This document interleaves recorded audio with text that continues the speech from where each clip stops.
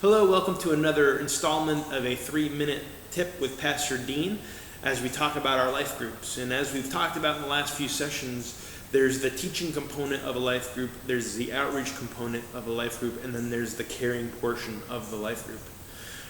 Today I want to talk about the caring portion. How is the care ministry of your life group growing?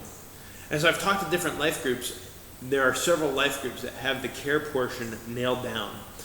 An ideal number of people in a care group is between 8 to 10 people. That's small enough where people can really share some personal details in their lives and be prayed over things that they're struggling with. If you take a prayer requests of 10 or more people, a lot of times the prayer requests are superficial in nature and they sometimes don't really get to the heart of the issue. Imagine, if you will, if you're a relatively new person to the life group ministry and you were to walk into a life group of about 15, 20 people, and you are dealing with some issues in your life that need to be prayed over, and it's time for prayer requests. There's a chance that you may not share because of a group of 15 to 20 people could be somewhat intimidating. Therefore, you keep that prayer request to yourself, and therefore, they're not prayed over.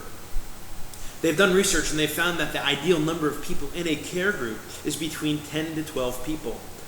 It's that number of people where you can really start to share some personal things that are going on in your life. If you do not have a care group point person for your life group, you'd want to identify that person as soon as possible.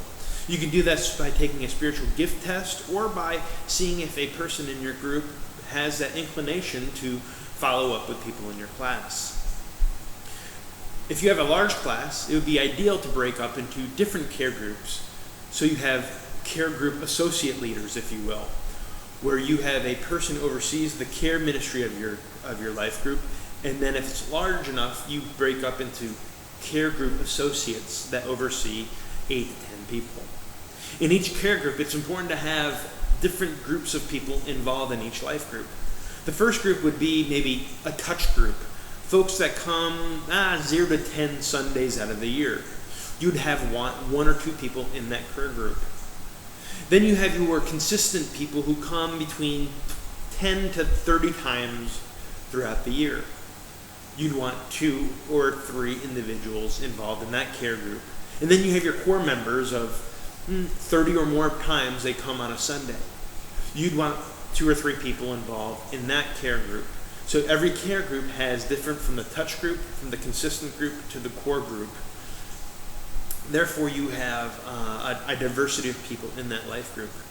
The life group associate or the life group leader, depending on the size of your life group, would take attendance, would contact some of the people that weren't there at your class, or assign somebody to contact those persons, and find out prayer needs and ministry needs that are coming to your life group. Now, if there's a issue in your life group that is beyond a volunteer level and needs some pastoral support, please contact us and let us know those prayer requests so that we can act on them and visit folks that are in the hospital or other needs that require pastoral support. But ideally, we want to see ministry take place in the life group, and that's where the care person, point person, really steps up and organizes things to minister to people in your life group.